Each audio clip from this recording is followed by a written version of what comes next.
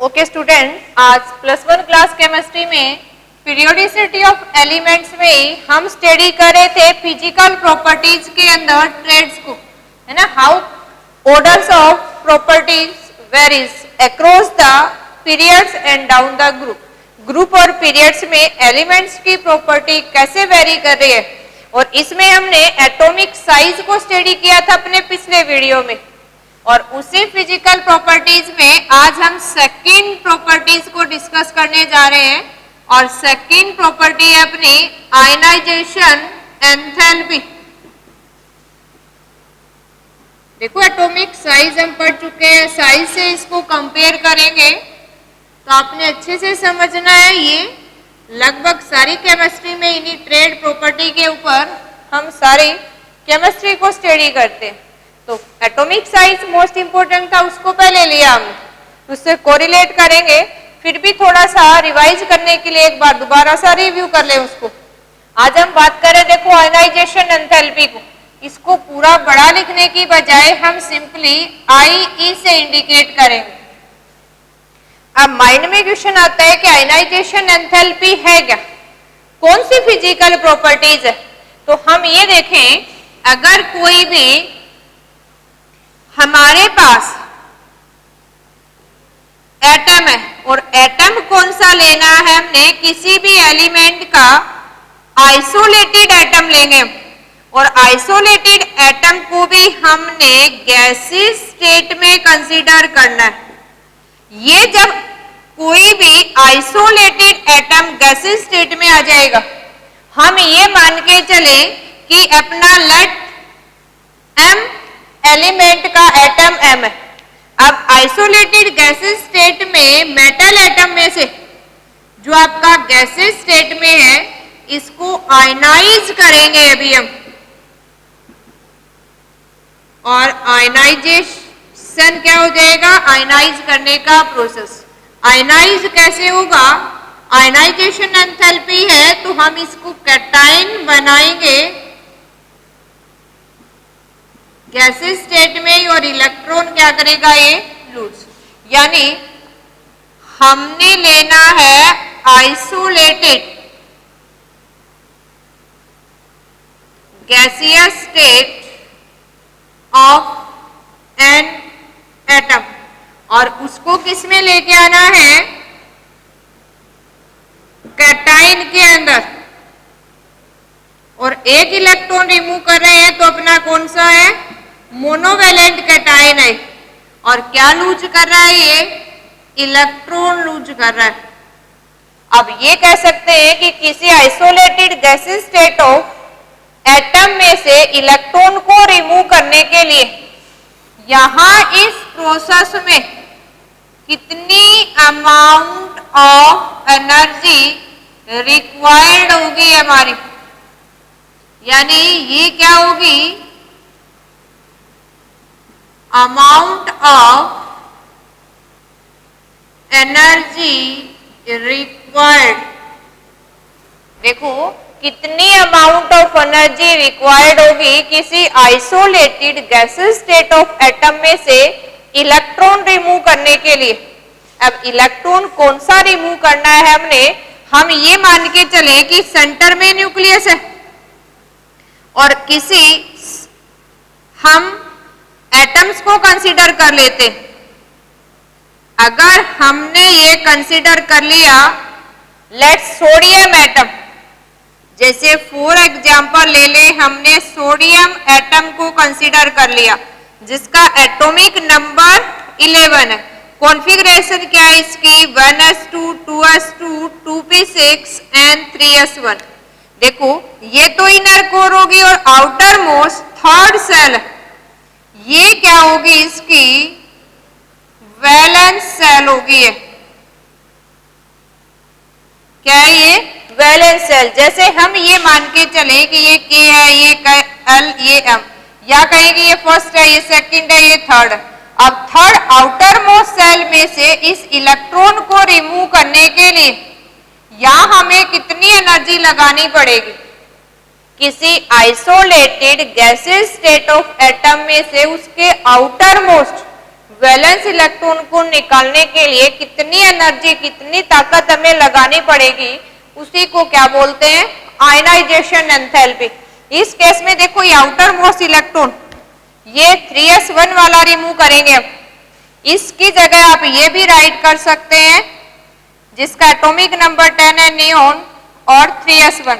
तो outer most shell है वही वैलेंस सेल है, उस वैलेंस सेल में इलेक्ट्रॉन निकालने के लिए कितनी एनर्जी लगानी पड़ी, और ये कॉन्फ़िगरेशन किसकी ले लेगा, फिर नियोन की कॉन्फ़िगरेशन आ जाएगी, यानी 1s2, 2s2 and 2p6।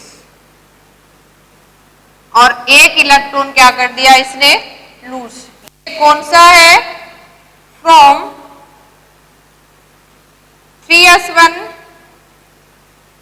Cell से, आउटर मोस्ट वैलेंस सेल से ये 3s1 वाला इलेक्ट्रॉन क्या कर दिया इसने, लूज। तो इस फॉर्म में आई होप्स आपको देखो अच्छे से समझ में आ गया होगा कि आयनाइजेशन एंथैल्पी क्या है, एक एनर्जी है। एंथैल्पी का मीनिंग क्या है, ये एनर्जी। कितनी एनर्जी है, जितनी एनर्जी हमें किसी एक एटम के सबसे बाहर वाले इलेक्ट्रॉन को निकालने में लगानी पड़े। तो ये अमाउंट ऑफ एनर्जी रिक्वायर्ड हम एटम्स को प्रोवाइड करते, तो ये पॉजिटिव में मेंशन करते हैं कितनी अमाउंट ऑफ एनर्जी रिक्वायर्ड होगी to remove electron from isolated gases state of an atom. तो अगर थ्योरी में आपने इसको लिखना है तो डिफाइन कैसे कर सकते हैं इसको, amount of energy required to remove outermost valence electron from isolated gaseous state of an atom। कितनी अमाउंट ऑफ एनर्जी रिक्वायर्ड होगी, that is known as ionisation enthalpy. इसी को क्या बोलते हैं हम, आयनाइजेशन एंथैल्पी। कई बार एक वर्ड और मिलता है हमें, आयनाइजेशन पोटेंशियल। देखो एक तो हम डिफाइन कर रहे हैं इसको किसकी टर्म में, आयनाइजेशन एंथैल्पी की टर्म में, कि कितनी अमाउंट ऑफ एनर्जी लगाएंगे हम कि किसी आइसोलेटेड एटम में से सबसे बाहर वाला इलेक्ट्रॉन निकाले। लेकिन इसी के लिए अल्टरनेट वर्ड यूज कर लेते हैं आयनाइजेशन, आयनाइजेशन पोटेंशियल।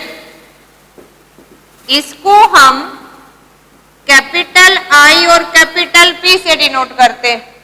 दोनों सेम थिंग्स हैं कि किसी आइसोलेटेड एटम में से इलेक्ट्रॉन निकालना है। ये कहें कि कितनी अमाउंट ऑफ एनर्जी चाहिए हमें, तो क्या बोलते हैं आयनाइजेशन एंथैल्पी। या ये कहें कि amount of work done to remove outer most valence electron, कितना वर्क किया, तो पोटेंशियल बोल देते हैं ना, कितना वर्क किया, टेंडेंसी है डू करने की। तो इस आयनाइजेशन पोटेंशियल को डिफाइन करना है, तो कैसे डिफाइन,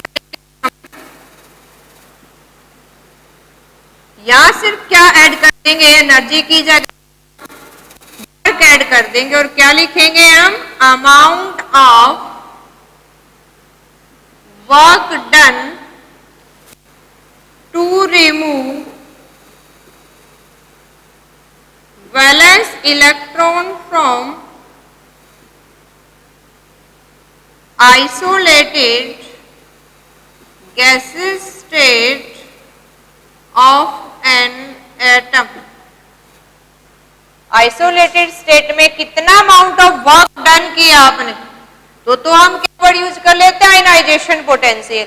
और अगर ये कहें कि कितनी एनर्जी की रिक्वायर्ड हुई, तो हम क्या बोल देते हैं, आयनाइजेशन एंथैल्पी। बाकी दोनों सेम है। अब अगर आयनाइजेशन एंथैल्पी की यूनिट की बात करें, तो अपनी यूनिट तो क्या हो जाती है, देखो यहां हम यूनिट लिखते हैं किलो जूल पर मोल में, कि 1 मोल एटम को आयनाइज करने के लिए कितने किलो जूल ऑफ एनर्जी हमने यूज की।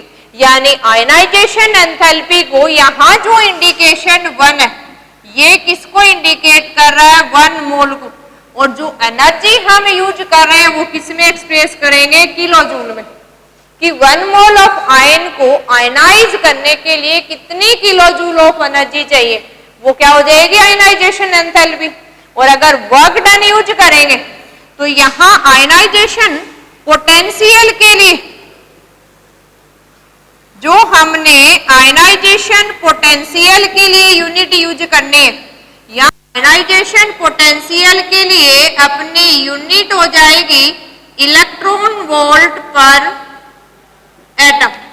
ये भी ध्यान रखना है हमें कि अगर हम आयनाइजेशन पोटेंशियल को एक्सप्रेस करेंगे तो वहां एक्सप्रेस करेंगे कि कितने इलेक्ट्रॉन वोल्ट एनर्जी या वर्क किया हमने पर एटम्स के लिए, एक एटम में से इलेक्ट्रॉन निकालने के लिए कितना वर्क डन किया, तो आयनाइजेशन पोटेंशियल यानी इलेक्ट्रॉन वोल्ट पर एटम, और कितनी एनर्जी रिक्वायर्ड हुई, तो आयनाइजेशन एनर्जी है ना, एक कॉमन टर्म है, थोड़ा सा डिफरेंस है। तो ये तो हमने स्टडी किया आयनाइजेशन एंथैल्पी होती क्या है। आई होप देखो आपको अच्छे से समझ में आ गया। अब हमने इसकी ट्रेड्स को स्टडी करना है कि आयनाइजेशन पोटेंशियल कैसे वेरी करती है। अब अगर देखो हम बात करें इसी एटम की, कि अगर हमने किसी आइसोलेटेड एटम में से ही इलेक्ट्रॉन को रिमूव करना है, और उसको इलेक्ट्रॉन को रिमूव करने के लिए कितनी अमाउंट ऑफ एनर्जी चाहिए हमें, वही एनर्जी क्या है हमारी आयनाइजेशन एंथैल्पी, और वर्क डन कहे तो क्या आयनाइजेशन पोटेंशियल।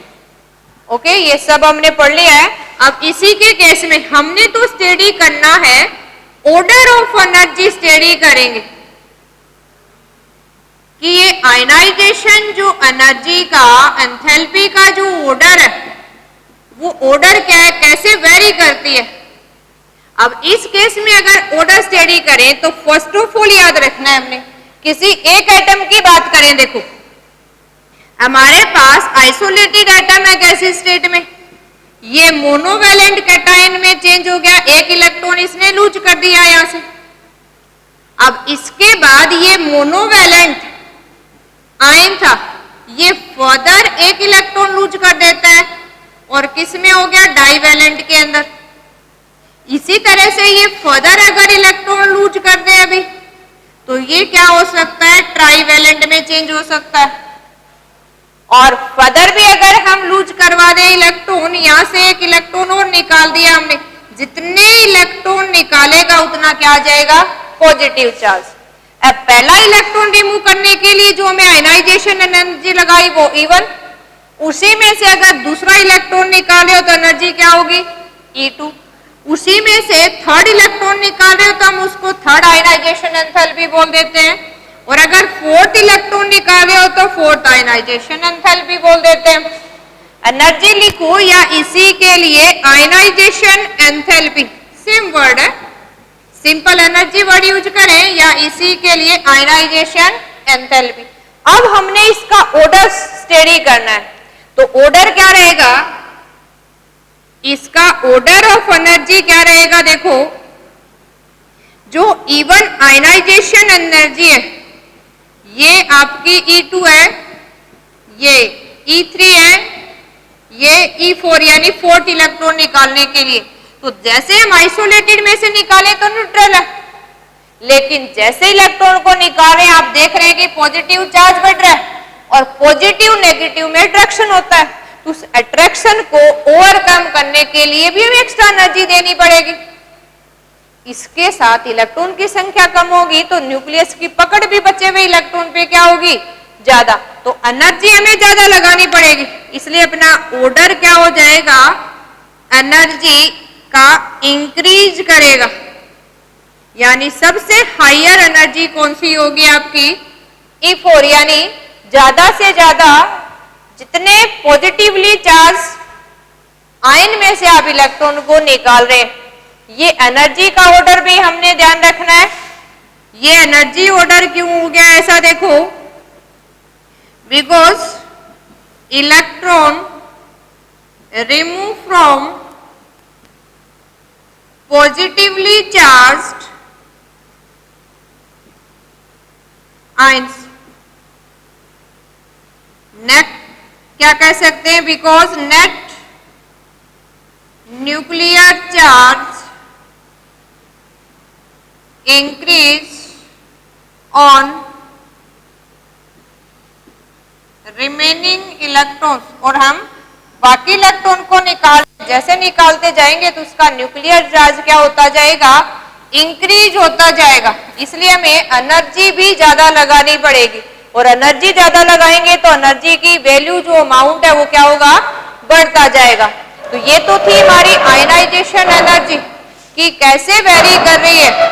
इसी के साथ देखो अगर हम ये देखें कि जो हम एनर्जी निकाल रहे हैं ये कौन कौन से फैक्टर पे डिपेंड करती है, तो स्टडी करते हैं। देखो हम चाहे देखो आपसे पोटेंशियल पूछ ले, एनर्जी ऑर्डर सेम रहेगा, सिर्फ यूनिट में चेंज है। इसी के केस में अगर हम स्टडी करें कि कौन कौन से फैक्टर पे डिपेंड कर रही है, तो वो स्टडी करते हैं। देखो कि आयनाइजेशन एंथैल्पी कौन से फैक्टर पे डिपेंड करेगी। फैक्टर्स affecting आयनाइजेशन एंथैल्पी कि कौन कौन से फैक्टर आपके वेरी कर रहे हैं।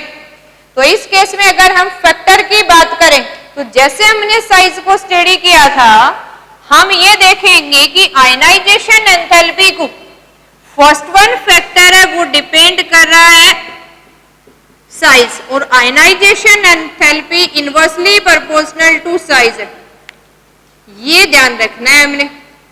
कैसे इनवर्सली प्रोपोर्शनल है, देखो एक तो हम यहाँ इलेक्ट्रॉन निकाले लिथियम में से जिसकी कॉन्फ़िगरेशन है हीलियम 2s1, सेकंड सेल में से निकालना है। अगर हम सोडियम की बात करें तो नियोन हमें थर्ड सेल में से निकालना है। पोटेशियम की बात करें तो हम आर्गन 4s1 है ना, 19 एटॉमिक नंबर है इसका, तो एक तो थर्ड सेल में से निकाले, ये सेंटर में न्यूक्लियस है। लिथियम के पास तो फर्स्ट सेल भरी हुई है, सेकंड सेल में से निकालना है आपने। अगर हम सोडियम की बात करें तो हमने थर्ड सेल में से निकालना है।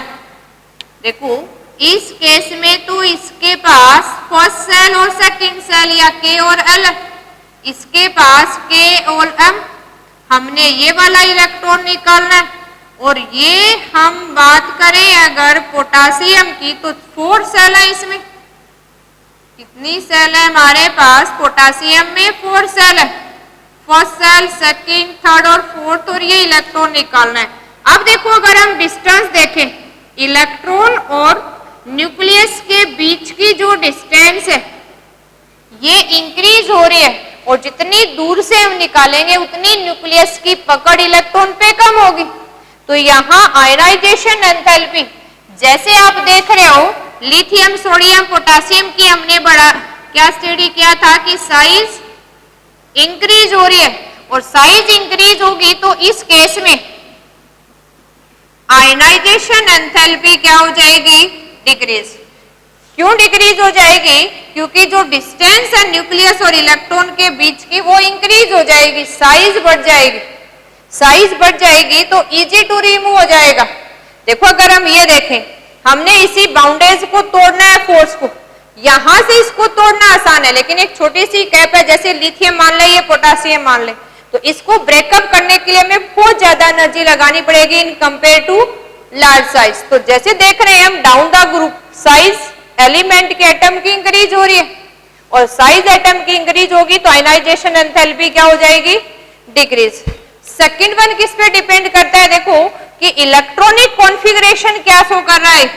या तो ग्रुप में अगर हम बात करें कॉन्फ़िगरेशन सबकी S1 है, S में से इलेक्ट्रॉन निकालना है हमने, तो सेकंड वन ये किसके ऊपर भी फैक्टर डिपेंड करता है,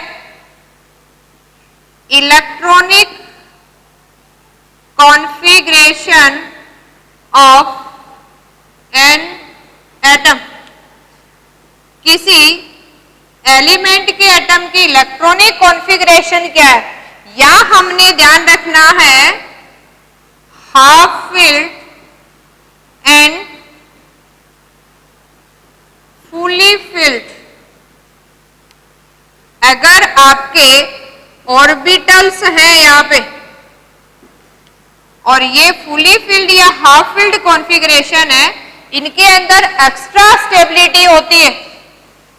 इनके अंदर क्या है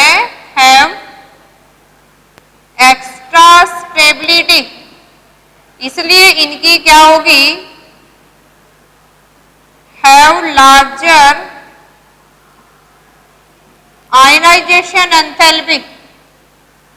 तो बाकी एलिमेंट से इनकी आयनाइजेशन एंथैल्पी भी क्या होगी, लार्जर होगी, हायर वैल्यू होगी। तो ये किस पे डिपेंड करता है, इलेक्ट्रॉनिक कॉन्फ़िगरेशन पे। यहां एक एग्जांपल लेके देखें हम, देखो हमारे पास नाइट्रोजन है, ऑक्सीजन है। अगर आप नाइट्रोजन और ऑक्सीजन को देखो तो देखो इसको अच्छे से एक्सप्लेन करते हैं हम, क्योंकि यहां अपने क्वेश्चन बनेंगे ऑर्डर के ऊपर, किसकी ज्यादा है, क्यों है, ये ध्यान रखना है। कंसेप्चुअल क्वेश्चन में क्यों में आंसर पूछा जाता है हमें, और एमसीक्यू में तो हमें सिर्फ ऑर्डर को एक्सप्लेन करना है, या सिंपली वन ही रीजन है तो हम सीक्यू बना लेते हैं कि किसकी वजह से ये ऑर्डर आ गया। तो यहां अगर हम एक्सप्लेनेशन करें, देखो कि हमारे पास नाइट्रोजन और ऑक्सीजन है, इसका एटॉमिक नंबर 7, इसका 8। हम कॉन्फ़िगरेशन राइट करें, देखो ये हो गया आपका हीलियम 2s1 2p3, क्योंकि 7 है 2 हीलियम के लिए, और 4 और 3 कितना हो गया, 7। अगर हम ऑक्सीजन की बात करें तो कॉन्फ़िगरेशन क्या है, हीलियम 2s2 2p4।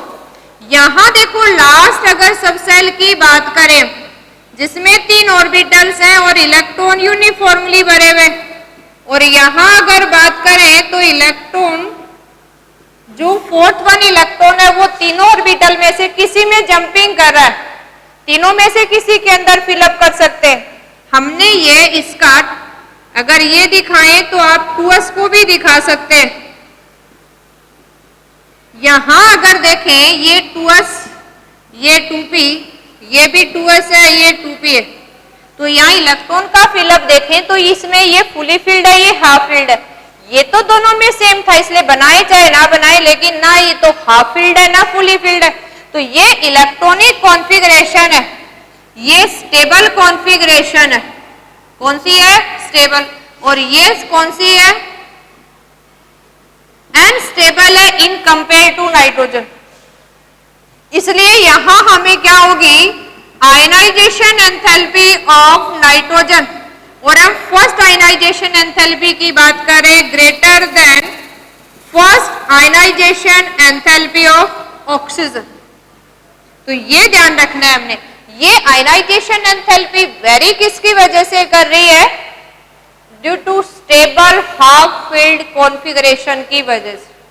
बाकी हमें पता है कि लेफ्ट टू राइट साइज क्या हो रही है आपकी, डिक्रीज हो रही है, लेकिन कॉन्फ़िगरेशन की वजह से भी यहां जो आयनाइजेशन एंथैल्पी है वो क्या कर रही है, वेरी कर रही है। देखो एक और एग्जांपल अगर हम ले लें, यहां हम बात करें, देखो सेकंड बी ग्रुप की, और उसी का कोई एलिमेंट हम कंसीडर कर लें, जैसे हमने जिंक कंसीडर कर लिया जिसका एटॉमिक नंबर 30 है। सेकंड बी ग्रुप जिसको हम 12th ग्रुप बोलते हैं, जो 12वां ग्रुप है अपना long form of periodic table में, और सेकंड बी बोलते हैं मॉडर्न पीरियोडिक टेबल्स के अनुसार। तो इसकी अगर हम कॉन्फ़िगरेशन राइट करें तो ये है 3d10 4s2, और कंप्लीट अगर राइट करें हम तो यहां राइट कर देते हैं आर्गन। अब हम देखो अगर लेफ्ट टू राइट देख रहे हैं तो इसी के बाद 31 एलिमेंट की बात करें, यानी अपना सेकंड ए एलिमेंट है, that is 13th group modern periodic table के अनुसार। 12 के बाद 13 ग्रुप आ रहा है, 18 ग्रुप है अपने।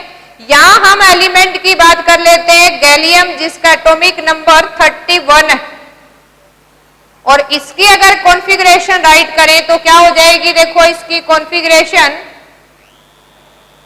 आर्गन 3d10 4s2, और ये हो जाएगा 4p1। तो तो अब अगर देखो यहां ये आउटर मोस्ट इलेक्ट्रॉन निकालना है हमने और इसमें ये आउटर मोस्ट इलेक्ट्रॉन निकालना है, यहां इसकी फुली फिल्ड स्टेबल कॉन्फ़िगरेशन है। देखो इस केस में हम यहां देखें,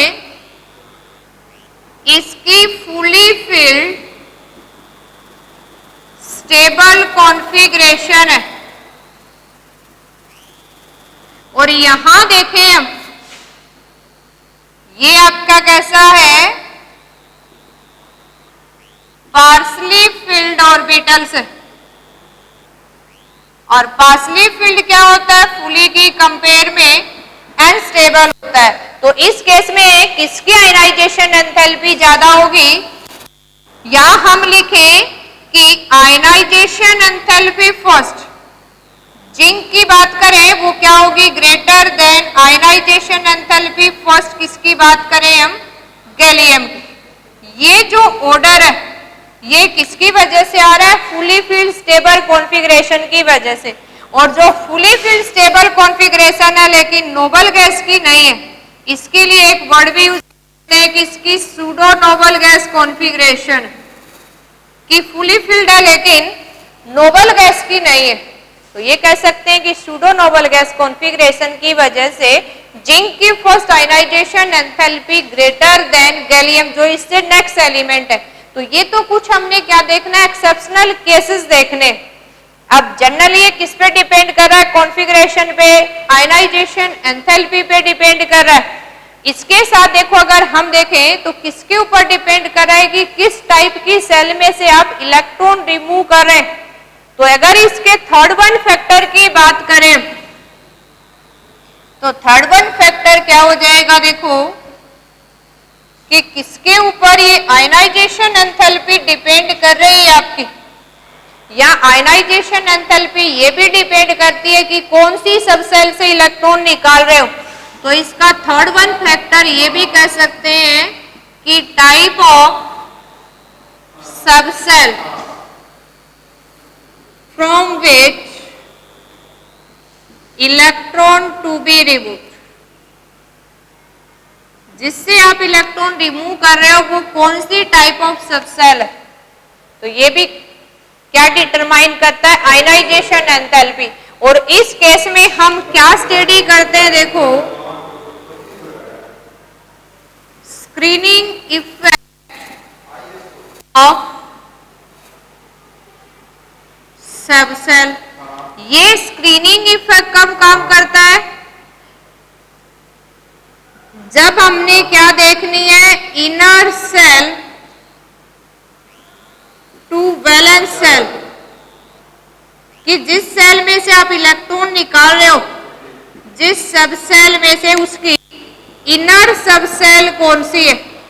अब स्क्रीनिंग इफेक्ट तो इसका सबसे ज्यादा है, किसका ज्यादा है, हमारा एस का सबसे ज्यादा है। जैसे हम देखें कि आपने इलेक्ट्रॉन रिमूव करना है, जैसे अभी NH2 और NP126, तो P वाले इलेक्ट्रॉन इजीली निकालेंगे क्योंकि S का जो स्क्रीनिंग इफेक्ट है, बाहर वाले इलेक्ट्रॉन को रिपेल करना, जो मैक्सिमम कौन कर पा रहा है, S।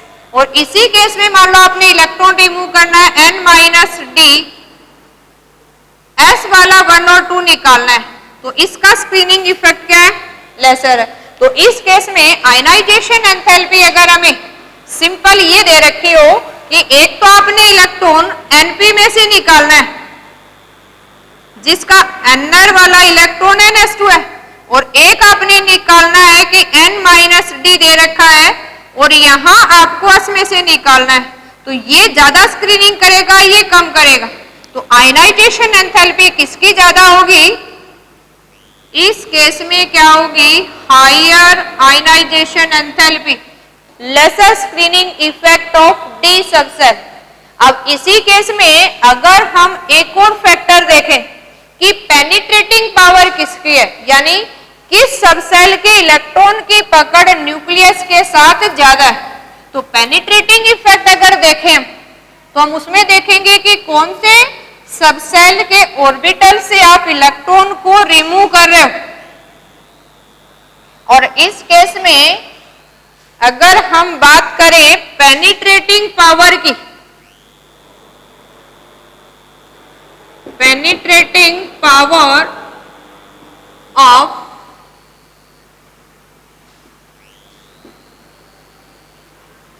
Valence shell electron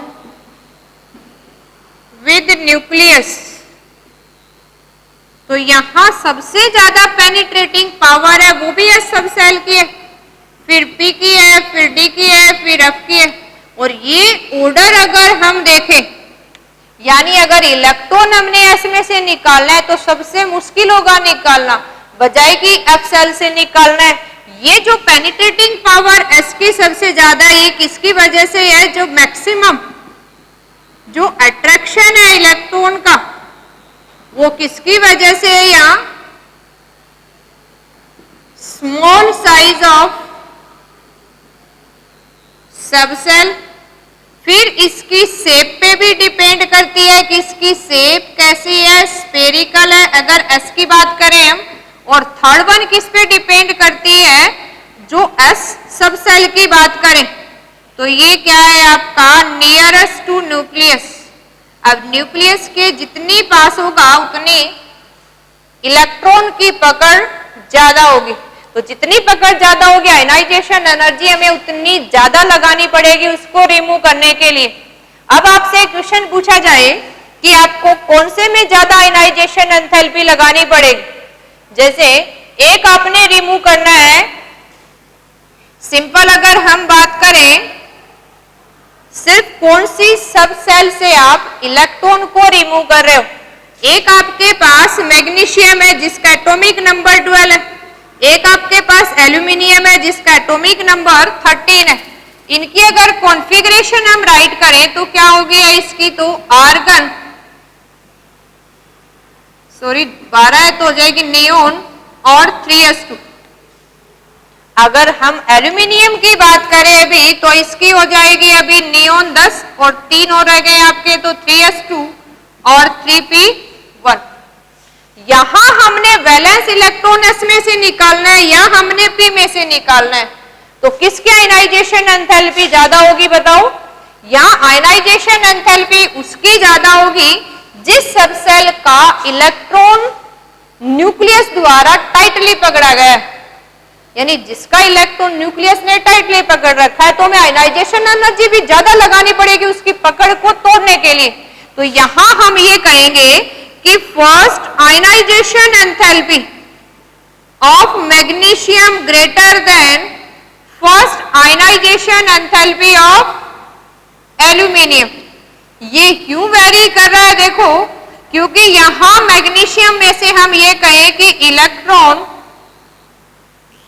remove from S सब सेल, और यहां इलेक्ट्रॉन कहां से रिमूव कर रहे हैं हम? इलेक्ट्रॉन रिमूव फ्रॉम पी सब सेल, और पी सब सेल से इजिली निकालेंगे क्योंकि पी सब सेल की पेनिट्रेटिंग पावर एस के कंपेयर में कम है, और जितनी इलेक्ट्रॉन की पकड़ कम होगी न्यूक्लियस के द्वारा उतना उसको निकालना क्या हो जाएगा? आसान हो जाएगा। तो ये तो हमने सेल सब सेल के बेसिस पे स्टडी किया किसको? आयनाइजेशन एंथैल्पी को। ये कुछ एक्सेप्शनल जो केस हमने डिस्कस किए ये भी आपने याद रखने।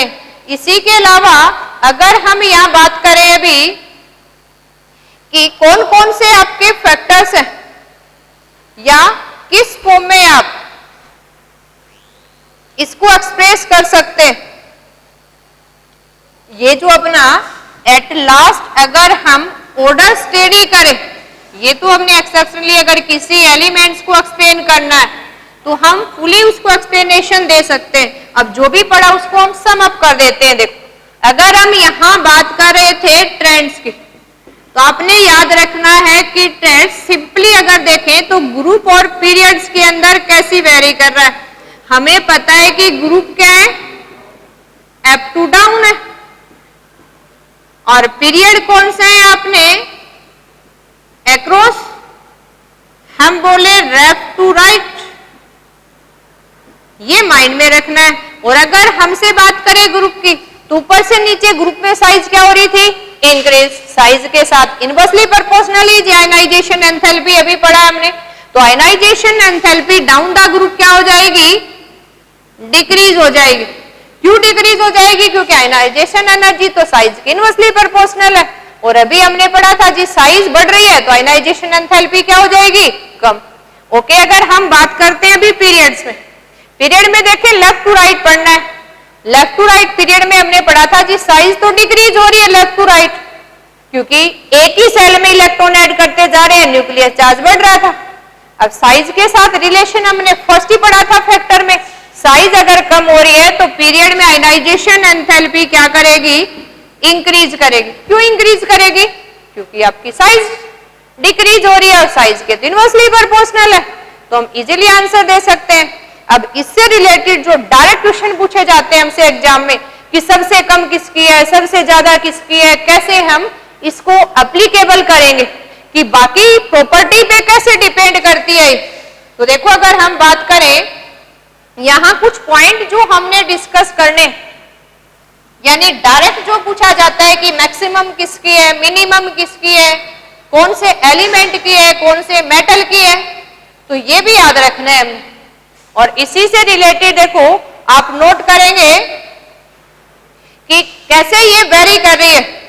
तो हम अगर देखें order of ionization energy in subshell, simple आपसे ये कहें order of ionization energy in different subshell के अंदर, तो जैसे हमने पढ़ा साइज के अनुसार सबसे ज्यादा किसकी होगी, एस की, फिर पी की, फिर डी की, और फिर एफ की, जी इसकी पेनिट्रेटर पावर और सेट साइज पे डिपेंड करती है। तो किसी चार में से एक सिलेक्ट करना है तो किसको करेंगे हम, एस को सिलेक्ट करेंगे। इसी तरह से हमसे सिंपल पीरियड्स में या ग्रुप में पूछ ले कि किसी गिवन पीरियड में हाईएस्ट किसकी होगी और मिनिमम किसकी होगी, यानी अगर हमसे बात करें इन ए गिवन पीरियड, किसी गिवन पीरियड में, तो हम बात करेंगे यहां मिनिमम आयनाइजेशन एंथैल्पी। ये मिनिमम आयनाइजेशन एंथैल्पी तो किसी होगी, उसी पीरियड के अल्कली मेटल्स की होगी। और कहे कि मिनिमम के अलावा जी हम बात कर रहे हैं कि उसी पीरियड में, और मैक्सिमम आयनाइजेशन एंथैल्पी किसकी होगी, तो मैक्सिमम किसकी होगी, उसी पीरियड के इनर्ट गैस की, या जिसको हम बोलते हैं नोबल गैस की। एक ही पीरियड में अगर हमसे पूछे तो नोबल गैस की मैक्सिमम आयनाइजेशन एंथैल्पी होगी और एल्कली मेटल्स की क्या होगी, मिनिमम होगी। अगर आपसे किसी पीरियड ऑफ ग्रुप में ना पूछ के हमसे पूछ ले इन ऑल एलिमेंट्स, सभी एलिमेंट्स को मिला के किसकी आयनाइजेशन एंथैल्पी मैक्सिमम है, किसकी आयनाइजेशन एंथैल्पी मिनिमम है, तो हमें साइज के साथ रिलेशन पता है, तो सबसे अच्छा तरीका भी है। कुछ केस में कॉन्फ़िगरेशन से वेरी करता है जिसकी कंपेरेबल साइज हो, नहीं हम इजीली एक्सप्लेन कर सकते हैं। तो ऐसे अगर हम एक्सप्लेन करें सभी एलिमेंट्स को कंसीडर करके, तो यहां मैक्सिमम आयनाइजेशन एंथैल्पी तो किसकी है, हीलियम की, और आपकी मिनिमम, या हम ये कहें कि लोवेस्ट किसकी है, सीजीएम की। देखो इससे आगे एक एलिमेंट आता है फ्रेंसियम, और फ्रेंसियम अगर गिवन है तो आपने फ्रेंसियम सिलेक्ट करना है, और नहीं है तो कम ही डिस्कस करते हैं, ये रेडियो एक्टिव एलिमेंट्स है तो हमने इसको डिस्कस नहीं करना है। एक थोड़ा सा डिस्कस और कर लेते हैं। आयनाइजेशन एंथैल्पी है, ये केमिकल प्रॉपर्टीज के अंदर रिड्यूसिंग टेंडेंसी को भी डिस्कस करता है, और रिड्यूसिंग टेंडेंसी मीन्स क्या है, आयनाइजेशन। अब जिसकी आयनाइजेशन एनर्जी कम होगी उसकी रिड्यूसिंग पावर क्या होगी, ज्यादा होगी। तो ये ध्यान रखना, आयनाइजेशन एनर्जी बढ़ेगी तो रिड्यूसिंग पावर क्या हो जाएगी, कम। और ऐसे ही क्या एक्सप्लेन करते हैं हम, basic nature of metal hydroxide. तो ये भी ध्यान रखना है, बेसिक नेचर मीन्स कौन इजिली कैटायन बनाएगा, कौन इजिली लूज करेगा इलेक्ट्रॉन, जिसकी आयनाइजेशन पोटेंशियल या आयनाइजेशन पोटेंशियल या आयनाइजेशन एनर्जी क्या होगी, कम। तो ये भी कह सकते हैं कि आयनाइजेशन पोटेंशियल जिसकी जितनी कम होगी उतना उसका बेसिक नेचर क्या होगा, ज्यादा होगा। तो हम easily ionization energy, ionization potential के बेसिस पे ट्रेड्स डिस्कस कर सकते हैं। Okay student, next physical property next video में स्टडी करेंगे। Thank you.